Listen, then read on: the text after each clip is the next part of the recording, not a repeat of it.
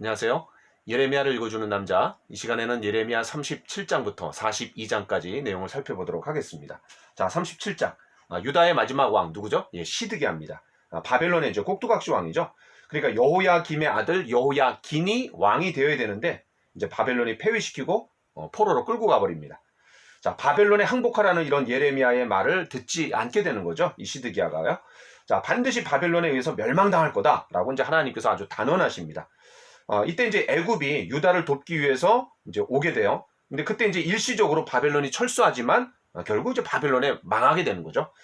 자, 시드기야가 자신을 이제 왕으로 세운 그 바벨론에 충성할지 아니면은 바벨론에 반역하고 애굽에 충성할지 그런 동요의 상황이 있었던 것 같아요. 자, 13절로 15절. 결국 이제 예레미야를 반역죄로 걸어갖고 오게 가두게 됩니다. 자, 16절로 21절. 시드기야가 또 이제 예레미야를 끌어내갖고 뭐라 그래요? 하나님으로부터 받은 말씀이 있느냐? 굉장히 불안했던 것 같아요. 자, 그때 예레미야가 뭐라고 말합니까? 예, 왕이 바벨론의 왕의 손에 반드시 넘겨지리라. 무슨 말이에요? 예, 바로 망하고 포로로 잡혀갈 거다라고 아주 단호하게 얘기하는 거죠. 자, 38장. 자, 바벨론파 사람들이 그 바벨론에게 항복해야지 살 수 있다라고 예언하는 이 예레미야를 이제 매국노로 몰아붙이는 거죠. 왜냐하면 백성들의 사기를 떨어뜨린다라고 이제 그렇게 걱정했던 것 같아요. 자, 5절에 보니까 시드기야가 이런 바벨론의 꼭두각시일 뿐만 아니라 고관들의 손아귀에서도 놀아나고 있는 모습을 볼 수 있는 거죠. 뭐 권위가 전혀 없습니다. 자, 7절부터 13절에 보니까 이 왕궁 내시 구스인, 구스, 모세의 두 번째 아내였던 구스 여인 기억나시죠? 그러니까 이 이방인이죠. 또 몸이 이제 거무스름한 그런 아프리카 사람입니다. 자, 어쨌든 이방인이었던 에벳 멜렉이 이게 이제 나중에 39장에 또 나옵니다. 에벳 멜렉이 웅덩이에서 굶어 죽을 예레미야를 이제 염려해 갖고 왕에게 꺼내달라고 이제 그걸 호소하고 있는 거죠. 자, 이런 엘리야의 생명을 구한 그런 사렙다 과부 같은 그런 사람이 바로 에벳 멜렉입니다. 자, 14절부터 23절에 보니까 시드기야가 이제 예레미야에게 하나님께 받은 말씀이 있는지 또 물어봅니다. 자, 17절로 18절에 보니까 바벨론에게 항복해야 산다라고 말해줍니다. 뭐 똑같은 거예요. 하나님께서 이미 남쪽 유다가 이제 당신의 언약 관계를 깨트린 이런 남쪽 유다를 바벨론이라는 회초리로 이제 심판하기로 이미 마음에 작정하신 거잖아요. 그러니까 하나님의 심판의 도구인 바벨론에게 항복해야지 너희가 살 수 있는 거다. 뭐 줄기차게 똑같은 얘기를 계속 해줍니다. 자, 19절. 시드기야는 이런 바벨론주의자들에게 이제 조롱당할까봐 걱정하는 거죠. 그러니까 자기 백성 걱정을 하는 게 아니라 이제 자기가 조롱받을까봐 걱정하고 있는 문제가 심각한 이 왕입니다. 자, 24절로 28절에 보니까 시드기야가 이제 예레미야에게 당부하는 거죠. 왕에게 뭐라고 말했는지 말하라고 하면서 이제 둘러대라. 그런 사람들이 이제 너한테 왕한테 뭐라고 얘기했냐 이렇게 물어보면 대충 둘러대라 이렇게 얘기하는 거죠. 자, 39장. 예루살렘에 이제 함락이 그려지고 있는 장면입니다. 특별히 1절부터 10절에 보니까 그런 바벨론에 의해서 완전히 함락된 그런 남쪽 유다입니다. 이게 이제 52장에서도 나오고 또 열왕기하 25장에서도 이제 나오는 거죠. 자, 이런 불순종한 유다에게 하나님께서 진노를 쏟아내시는 그런 아주 불행한 장면입니다. 자, 6절 7절에 보니까 시드기야가 두 눈이 뽑혀지는 거죠. 그럼 마지막에 본 장면이 뭡니까? 바로 두 아들이 죽임당하는 그런 모습을 마지막으로 보게 됩니다. 얼마나 비극적이에요. 자, 10절. 아무 소유가 없는 빈민. 그 빈민들은 제외하고 나머지는 포로로 잡아가는 거죠. 그럼 뭐 빈민을 남겨두는 거는 왜 그래요? 뭐 반란에 이제 그런 염려가 없는 거죠. 자, 11절로 14절. 느부갓네살이 이제 예레미야를 이제 선대합니다. 그러니까 예레미야를 이제 석방에 시켜주는 거죠. 왜냐하면 친바벨론주의자로 이제 알았을 것 같아요. 자, 15절로 18절. 자, 이 예레미야를 이제 구해 주었기 때문에 38장 7절로 13절에 그런 에벳 멜렉이 이제 구원을 받게 됩니다. 그래서 38장 17절로 18절에 대한 이제 하나님의 말씀에 대한 성취다. 이렇게 우리가 볼 수 있어요. 자, 그런데 이 18절에 굉장히 특별한 얘기를 하고 있습니다. 18절. 자, 제가 한번 읽어보겠습니다. 18절에. 내가 반드시 너를 구원할 것인즉 내가 칼에 죽지 아니하고 내가 노량물같이 내 목숨을 얻을 것이니 이는 네가 나를 믿었습니다. 여호와의 말씀이니라 하시니라. 야, 이 놀라운 말씀이죠. 그러니까 이 에벤멜렉이 구원받은 이유를 성경은 뭐라고 얘기하는 거예요? 바로 이는 내가 나를 믿었습니다. 그러니까 완악한 유다 백성의 불성실함, 또 불신실함과 이방인 에벤멜렉의 신실함, 믿음이 너무나 날카롭게 대조되고 있는 거죠. 믿음으로 구원받고 행동으로 그 믿음을 입증했던 에벤멜렉을 우리가 좀 생각해 볼 수 있습니다. 자, 그 다음에 이제 40장입니다. 39장에서 이제 예레미야의 석방이 아마 40장에서 보면은 그런 바벨론으로 끌려가는 그런 도중에 일어난 일인 것 같아요. 자, 3절에 보니까 느부사라단, 그러니까 느부갓네살의 이제 그런 명령을 받았던 부하죠. 자, 느부사라단의 말이 유다 백성보다 더 낫죠. 자, 어떤 말이에요? 여호와께서 그가 말씀하신 대로 행하셨으니 이는 너희가 여호와께 범죄하고 그의 목소리에 순종하지 아니하였으므로 이제 이루어졌도다. 이 일이 너희에게 임한 것이니라. 예, 오히려 이 적군의 그냥 장군이 더 잘 알고 있는 거예요. 자, 4절.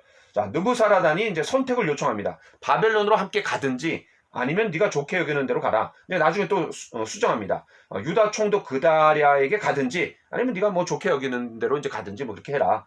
자, 그때 어떻게 합니까? 예, 그다랴에게로 가는 거죠. 그러니까 그 피난민처럼 남아있던 그런 백성들에게로 가기로 예레미야가 결정합니다.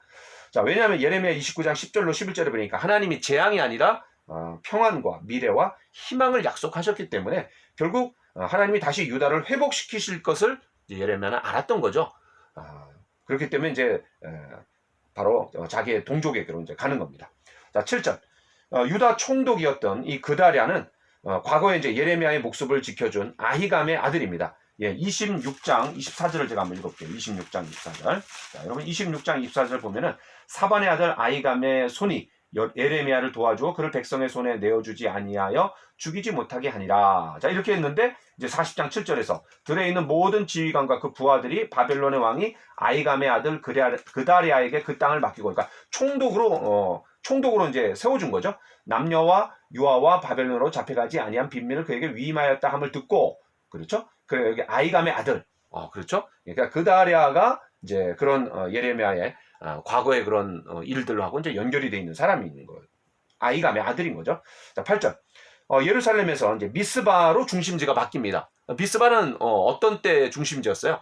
예, 바로 사무엘이 활약했을 당시에 그런 모든 제의의 중심이었죠. 자, 11절로 12절. 주변 나라로 이제 흩어졌던 그런 유다 사람들이 바벨론이 이제 나라를 망하게 하고 포로로 잡혀간 다음에 무주공산이 된 그 땅에 이제 점점 또 모여들기 시작하는 거죠. 바로 그다랴를 중심으로 이제 몰려오게 됩니다. 자, 13절로 16절. 그런데 이제 그다랴를 찾아온 사람들 가운데 유력한 군대 지휘관들이 있었던 것 같아요.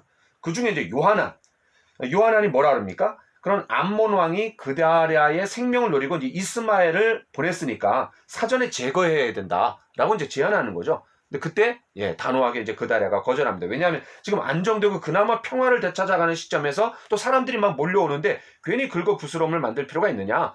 이제 그렇게 생각을 했던 거죠. 자, 41장. 자, 이 41장은 유다 땅의 굉장히 혼란기입니다. 1절부터 3절에 보니까 이제 왕의 종친, 그러니까 다윗 왕가의 사람이겠죠. 이 다윗 왕가의 사람은 어떻게 해서든 다윗 왕가를 재건하려는 그런 마음이 있었겠죠. 자, 이스마엘은 결국 이제 예상했던 대로 요하난이 예상했던 대로 이제 그다랴를 암살합니다. 그리고 이제 끔찍한 유혈 사태로 이제 확대되는 거죠. 자, 3절에 보니까 이스마엘이 또 미스바에서 그다랴와 함께 있던 모든 유다 사람과 거기에 있는 갈대아 군사를 죽였더라. 야, 잘못된 시간에 잘못된 장소에 있었던 사람들이 이제 싹쓸이 당하는 거죠. 자, 뭐 그런 이제 내용들이 나오고 아마 이제 이 바벨론을 섬겼던 매국노로 이 그다랴를 이제 여겼을 것 같아요.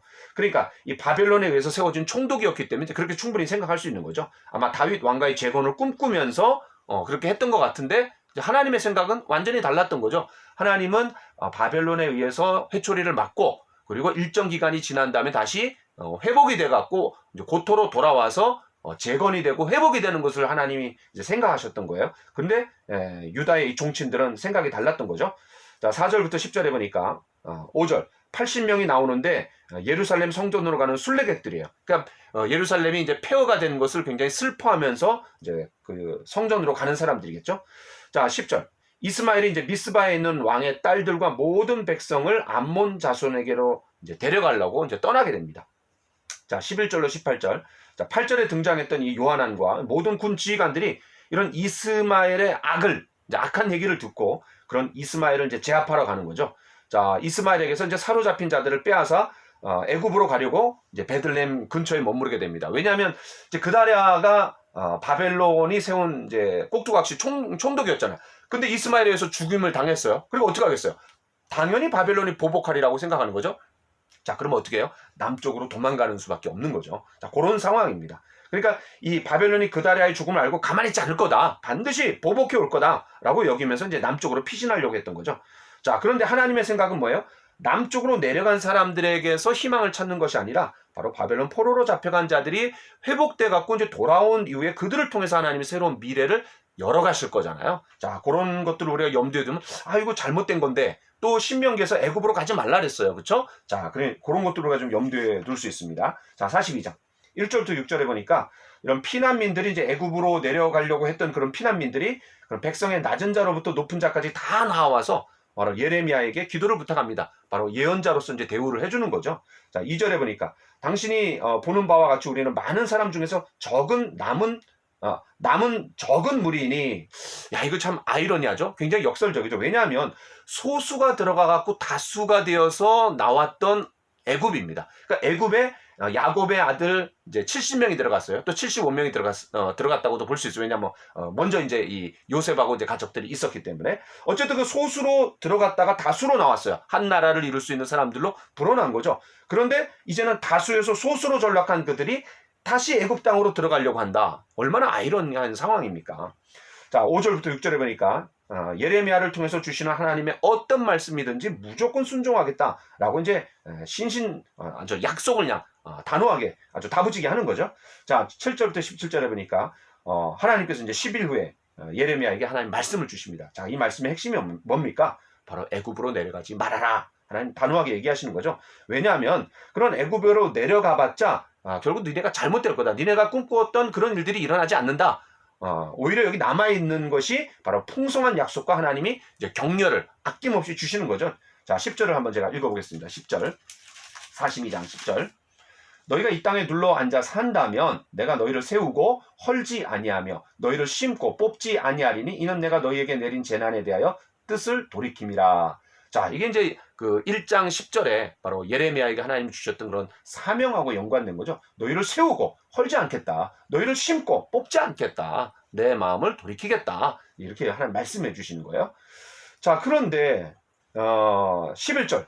자, 여호와의 말씀이니라. 너희는 너희가 두려워하는 바벨론의 왕을 겁내지 말라. 내가 너희와 함께 있어 너희를 구원하며 그의 손에서 너희를 건지리니 두려워하지 말아라. 그러니까 그다리아가 이제 죽임을 암살당했기 때문에 반드시 보복해 올 거다. 바벨론이 그렇게 되지 않는다. 오히려 바벨론이 너희를 심판하는 회초리가 됐었지만 이제는 너희를 긍휼히 여기는 나의 도구가 될 거다. 이제 여전히 하나님의 통치권이 온 세계에 미치고 있는 거고 어떤 누구나 하나님의 손에서 도구로 그런 사용될 수 있다라는 것을 이제 우리가 볼 수 있는 거죠. 자, 14절. 그러나 만일 이제 이집트로 내려간다면 어떻게 되냐? 잘못될 거다. 그 잘못되는 게 뭐예요? 18절. 너희가 가증함과 놀램과 저주와 치욕거리가 될 거다. 너희가 다시는 이 땅을 보지 못하게 될 거다. 안전한 게 아니라 오히려 더 위험하게 될 거다. 라고 하나님 분명히 말씀하십니다. 그러니까 딱 잘라서 가지 말아라. 이렇게 얘기하는 거죠. 20절. 자, 5절부터 6절이 이제 속임수였음이 들어갑니다. 무슨 말이에요?